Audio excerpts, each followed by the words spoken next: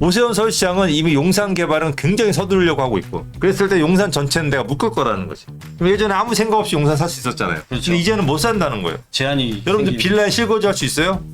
투자하실 분들? 못할걸요? 그러니까 조금 서둘러야 될 필요가 분명히 있다는 거예요.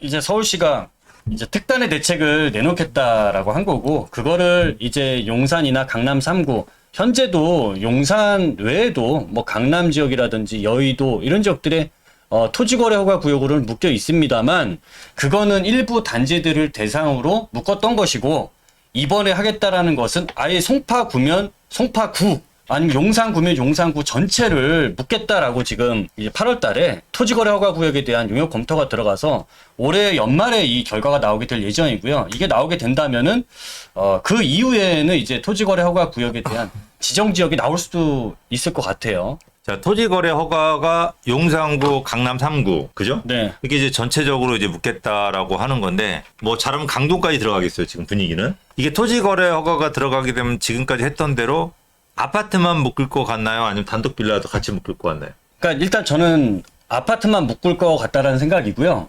작년 11월 달에 보면은 이제 강남하고 이제 송파 지역에 있는, 사실 그 지역까지 처음에는 다 아예 지역 자체를 묶었었습니다. 토지거래 허가로. 근데 비아파트 같은 경우에는 아예 시장 자체도 지금 굉장히 어려운 상황이고 이걸 활성화시키려는 상황이다 보니까 강남하고 송파구에 있는 이런 비아파트들은 사실 규제에서 제외시켜줬거든요. 토지거래 허가 지정 안 받게 만들어놨기 때문에 앞으로 이제 추가적으로 지정 확대가 된다 하더라도 저는 비아파트 같은 경우에는 지금 지정할 수가 없죠. 지정하면 이거는 좀 완전히 말이 안 되는 정책을 하는 일단은 거죠. 비아파트를 지정하게 되면은 그나마 강남에서 모아타운이나 재개발로 지정하는 지역도 지정이 되는 거고, 네, 그죠? 그렇죠. 그러면 그 지역에서 강남에서 또는 용산에서 재개발되는 지역들이 토지거래 허가로 묶이지 않고 좀 거래가 돼야지 개발이 빨리 돼요. 그 이유가 뭐냐면 추가 부담금이 없는 사람들은 빠져나와야 되거든요. 팔고. 그래야지 빨리 될 거 아니에요. 그게 전 재산인 분들이 계속 거기 묶여 있다면 추가 부담금 때문에 개발 안 돼요. 나 추가금 내고 못 들어가는데. 그러니까 이게 회전이 돼야지 개발이 빨리 돼요. 그러려면 묶는 거 바본 거죠. 왜? 강남에 아파트를 많이 공급하려고 정책을 다 만들어 놓고서 거기를 토지거래 허가로 묶어서 거래 안 되게. 그러면 개발하지 말라는 얘기 똑같잖아요. 그러면 오세훈 선생 개발을 뭐하러 서둘러? 그러니까 이게 이쪽으로는 이렇게 하고 이쪽으로는 이렇게 하면 바보 같은 행동을 하는 거예요. 그럼 부동산을 모르면 아예 부동산을 손을 떼던가. 진짜 그런 바보가 아니라고 한다면 비아파트를 토지거래 허가로 묶진 않을 거라는 거예요. 왜? 거래가 돼야지 비아파트 이제 새로 지정되는 지역도 그래야지 개발이 지정이 돼서 강남이나 용산이나 강남 주변 지역에 아파트 공급이 되거든요. 네. 그래서 일단은 비아파트는 개발이 되지 않을 것으로 보고 있고, 결국은 그러면 그 반사 이익 어디로 들어올까요? 지금 압구정이나 송파를 묶음으로, 잠실을 묶음으로써 반포가 그 혜택을 엄청나게 보고 있잖아요. 그렇죠. 그죠? 그러면 15가 결국 50억 나오고. 네, 그러니까 그러면 아파트를 묶게 되면 결국 비아파트가 그 혜택을 보지 않을까라고 하는 걸 저희가 조심스럽게 예측할 수가 있을 것 같고요.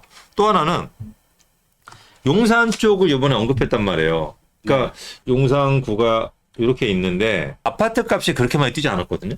해봐야 네. 동부천동 정도인데 나머지 쪽은 아파트 값이 그렇게 폭등하거나 토지거래를 허가로 묶을 이유가 없어요. 근데 용산구를 전체를 묶겠다고 하는 거예요. 그 이유가 제가 봤을 때는 일단 한남 뉴타운에 있는 것 같아요. 한남 뉴타운에. 왜냐면 이 한남 뉴타운에 지금 재개발했을 때 아파트 가격이 네. 평형당 1억대를 찍었어요. 물론 아파트가 들어서지 않았는데 평당 1억대가 무슨 소리냐 할 수 있어요. 그게 무슨 얘기냐면 지금 한남 뉴타운에 빌라를 사서 추가 부담금을 냈을 때 평형당 1억이 넘지 않으면 수익이 안 나요. 근데 거래가 돼요. 그런 얘기는 무슨 얘기냐. 이미 여기 있는 사람들은 얘를 평당 1억을 인정해 준 거예요. 국민평형대 34억이에요. 그렇죠. 엄청나게 뛴 거죠. 그리고 다 아시겠지만 한남 더이나 나인호 한남이나 이 지역은 이미 아파트 값이 폭등했고, 그죠? 그래서 용산에서 동쪽은 이미 폭등했어요. 이렇게 동쪽은 굉장히 비싼 지역이 됐죠. 네. 그런데도 불구하고 오세훈 서울시장이 뭐라 그러냐? 용산구 전체를 묶겠다고 했어요. 그 전체를 묶겠다고 한 이유는 뭐냐면 이 동쪽이 이렇게 비싸게 올랐잖아요. 그럼 무슨 얘기냐? 서쪽은 더 오를 거란 얘기예요. 왜냐면 동쪽은 사실 개발이 별로 없어요. 공원 옆에 있는 거 말고는 개발 없잖아요. 기반시설 개발에. 근데 서쪽은 국제 업무지구 개발, 전자생각 개발도 엄청나게 키워놨죠. 거기다 서울역 개발, 거기다 철도 지하, 그죠? 이것만 가지고도 대한민국 역대 없는 개발이에요. 역대급. 대한민국의 모든 개발을 합쳐놓은 개발이 요 작은 데에 들어가 있어요. 거기에다가 뭐 만초점 개발이라든지 여러 가지 하면은 이 원효로나 청파도 요 라인 같은 경우는요. 모든 개발을 직접적으로 맡는 지역인 거예요. 이게 자 한강에 붙은 게 좋겠어요? 아니면 국제업무지구 전자상가 철로 쪽에 붙는 게 좋겠어요? 둘 다 좋지 않나요? 근데 한강보다는 저는 네. 국제업무지구나 이쪽이 훨씬 더 파급 효과가 커 보여요. 그러니까 토지거래 허가로 묶인다? 예. 그러면은 저는 여러분들한테 용산 쪽에 투자할 생각이 있으면 빨리 해야 돼요. 토지거래 허가로 묶이기 전에. 머리 아프잖아요. 실거줘야 되니까. 오세훈 서울시장은 이미 용산 개발은 굉장히 서두르려고 하고 있고 그랬을 때 용산 전체는 내가 묶을 거라는 거지. 예전에 아무 생각 없이 용산 살 수 있었잖아요. 그렇죠. 근데 이제는 못 산다는 거예요. 제한이 여러분들 빌라에 실거주할 수 있어요? 투자하실 분들? 못할걸요? 그러니까 조금 서둘러야 될 필요가 분명히 있다라는 거죠. 이 부분도 굉장히 중요한 포인트라는 거죠. 자, 용산 저희가 빨리 여러분 찾아서 해드릴게요. 용산에 관심 있으신 분들은 빨리 와서 저희하고 상담을 받으세요. 시간이 얼마 없어요. 용산에 물건도 없고 시간도 얼마 없어요. 솔직하고 하고 묶이기 전에. 그래서 특히 용산이나 뭐 중심지 같은 경우는 아까도 말씀드렸지만은 지을 거 아니에요? 지어 놓은 거 사셔야 돼요. 쌉니다. 비싼 거 왜 사요? 싸게 사야지. 그래서 저렴한 거를 사셔야 된다라고 그 좀 중요하게 좀 기억하시면 될 것 같아요. 자, 그리고 그런 것도 위주로 저희가 찾아드릴 거고. 자, 그래서 저희가 여러분들한테 세미나를 개최하잖아요. 그래서 네. 여러 그런 부분들에서 여러분들과 저희하고 만나는 장 60분, 70분 정도 70분 정도 모실 수 있죠. 이 자리에 없는 우리 건꽃내님 세미나에 오실 분들은 미리 좀 전화를 좀 주시면 될 것 같고 오실 분들은 미리 좀 약간 예약 신청하시면 좋을 것 같습니다.